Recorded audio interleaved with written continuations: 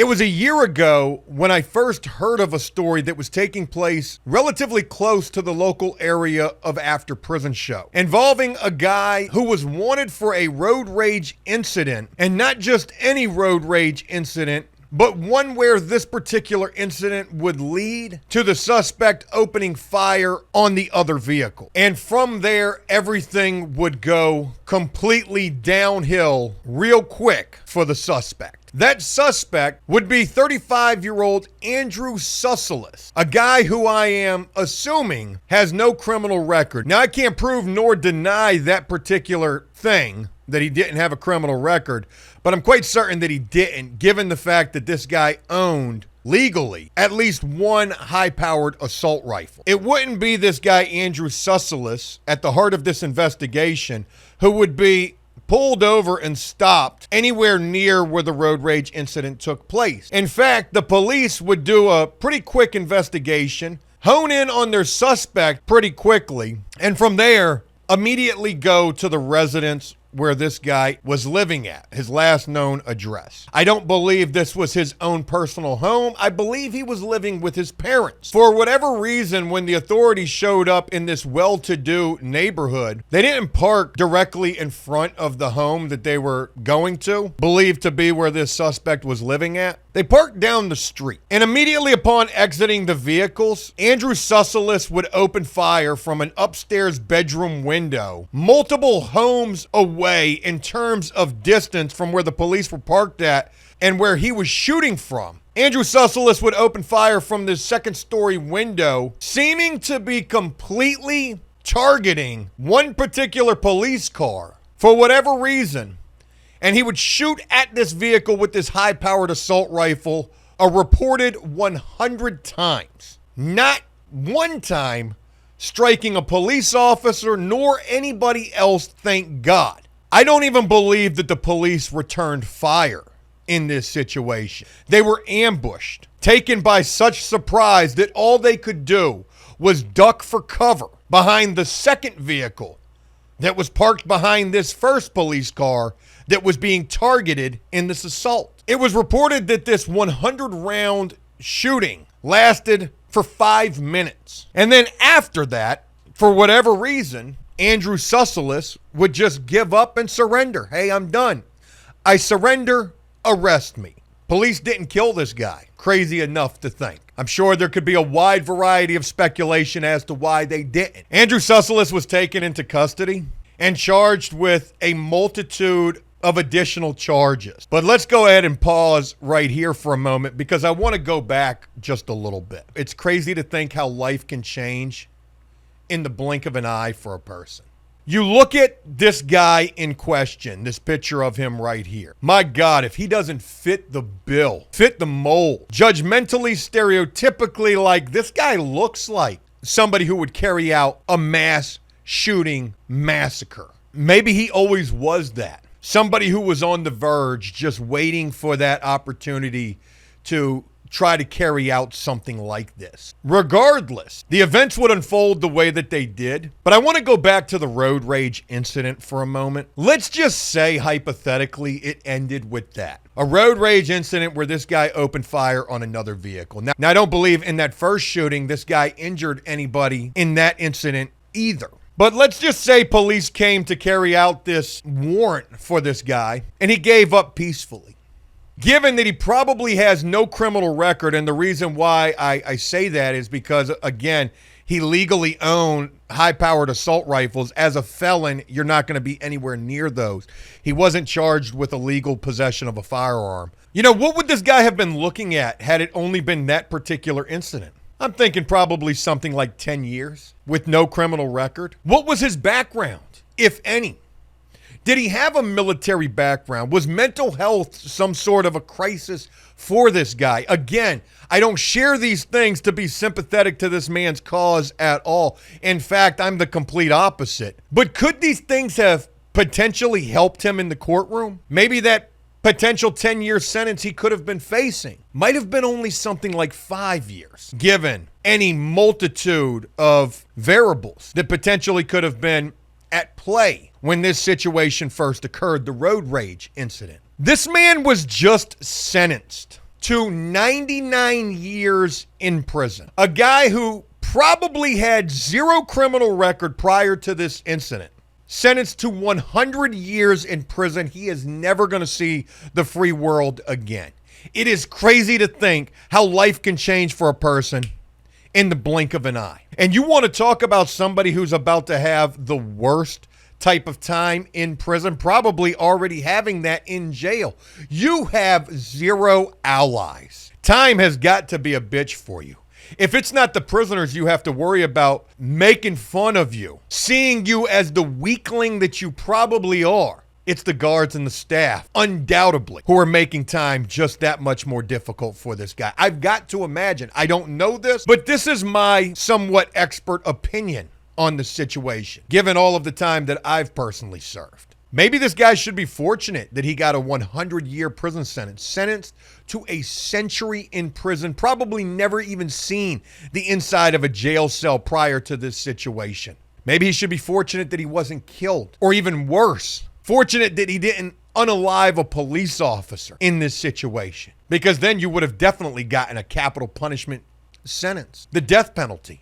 I think about all of the variables that play into this. We talked about if this guy would have just peacefully surrendered after the road rage incident, but he didn't. He went back to his parents' house and he waited, knowing police were probably going to come. And if they did, he was going to do exactly what he did. But let's play devil's advocate even further in this situation, going one step further and saying, what if the police had parked closer to his home? What if the police weren't even seen coming up to the home? What if the police had made it to the bedroom door, not knowing that lie in wait on the other side of that bedroom door was this 35-year-old maniac standing with a high-powered assault rifle waiting for somebody to open that door? And how much different the circumstances could have been if it played out that way versus the way that it actually did. Buddy got sentenced to 100 years in prison. The incident unfolded from his parents' home, a well-to-do residential neighborhood. Here's this guy sitting in jail with a court-appointed lawyer. Did the family attempt to get him a high-paid lawyer? I don't have information in regards to that, but I am certainly curious. And if this guy did have some sort of a paid lawyer, did it make any difference at all? I wonder what this guy's sentencing guidelines were in this situation. When I first ran across this story, I was in Florida. I did a short about this. I'll never forget that. So I ran across a story in my local area, first seeing a picture of a police car that was shot up looking like Swiss cheese. Now, the crazy thing about this is the assailant who did this was not killed. Police go to a really nice neighborhood trying to investigate a road rage incident. Off rip, dude is guilty AF in that. But when they get into the neighborhood, shots start ringing out from a high-powered rifle, shooting the cop car over 100 times. Luckily, there were no police in the cop car. And then all of a sudden, dude just surrenders. Like, what are we doing, man? You're facing like an attempted capital murder charge for every single shot that hit that cop car. But yeah, they didn't kill this guy. Crazy AF. I remember saying in that short that I felt like this guy was going to get 3 counts of attempted capital murder. And I believe that was because there were 3 officers who were on the scene when this incident took place. Again, keep in mind, not a single officer was hit with a round. Not a single civilian or anyone else was struck by a bullet, thank God. The only injury reported from this was from glass or shrapnel that an officer was wounded by. But I was a little bit wrong, because it wouldn't be attempted capital murder that this guy would end up being charged with. It was 3 counts of attempted aggravated murder of a law enforcement officer among additional charges. And that was what Andrew Susselis pleaded guilty to in just March of this year. This incident just took place a year ago, last year, in either June or July of last year. Fast forward just one single year later. Usually cases like this could take years to play out, but they got this guy through the court system pretty quickly, possibly to try to make an example of this guy. But again, just imagine what any lawyer this guy had would be telling him. Hey, look, you don't have a criminal record. You're going to plead guilty to these lesser charges. Were there even lesser charges for this guy to plead guilty to? Or did he just have to wear whatever it was that was on the table? Look, They're not coming at you with any type of a plea deal. You need to just throw yourself on the mercy of the court, which it seems like this guy did. I just wonder, did he feel like he had any chance of getting, I don't know, 25, 35 years in prison? 100 years or 99 years, whatever it was that he was actually sentenced to, is diabolical. Absolutely justified. I don't disagree with it in the slightest. But man, it's got to be crazy to think what this guy was thinking up in that courtroom. And just imagine if his time in jail has already been hell on earth. Buddy, it ain't going to get no easier when he gets to prison. York County man sentenced to life after firing 100 shots at police car. A York County man is sentenced to life in prison after firing more than 100 shots at a James City County police car and injuring an officer back in July of 2024. I read another story that was more specific, saying that it was 99 years in prison this guy was sentenced to. On July 17, 2004, James City County Police and York Poquoson Sheriff's Office responded to the 300 block of Marks Pond Way to investigate a road rage shooting that occurred that morning. The suspect, identified as 35-year-old Andrew Susselis, fired several shots at a vehicle while driving down the road. 4 James City County officers proceeded to the suspect's residence around 12 p.m. Upon arrival, the suspect began firing at 2 of the James City County police officers in the roadway at approximately 210 feet away. 1 James City County police officer maintained cover behind a vehicle, but the man fired over 100 rounds at the police car. In result, the officer sustained minor injuries. In March of 2025, Susselis pled guilty to 3 counts of attempted aggravated murder of law enforcement, among additional charges.